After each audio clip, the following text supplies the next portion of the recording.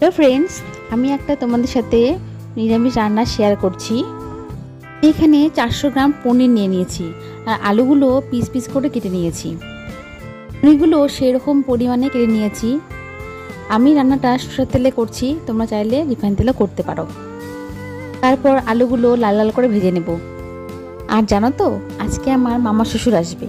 তো মামা শ্বশুর যেদিন যেদিন আসে সেদিন নিরামিষ পড়ে। তো ভাবলাম আজকে পনিরটা ভালো করে রান্না করি আর তোমাদের সাথে শেয়ার করি। এখানে একটা মশলা তৈরি করে নিয়েছি। সেখানে দিয়েছি মগজ, তিল, ধনে গুঁড়ো, জিরা গুঁড়ো, আদা বাটা, একটু হলুদ আর শুকনো লঙ্কার গুঁড়ো। এসব সব কিছু দিয়ে পেস্ট করে নিলাম। তারপর তোমাদের দাদাভাই বলল, শুধু কি পনিরটাই করবে, একটু পকোড়া করবে না? তো ভাবলাম ঘরে বেগুন ছিল, তো বেগুনই করে দিই, এই জন্য পেস্টটা তৈরি করছিলাম।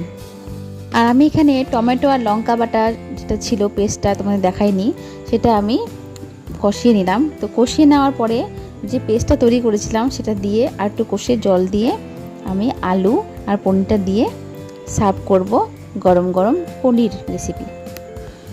তোমাদের যদি এই রেসিপিটা ভালো লেগে থাকে তো প্লিজ বাড়িতে একবার করবে, খুব ভালো লাগবে, খেতে খুব সুন্দর হয়।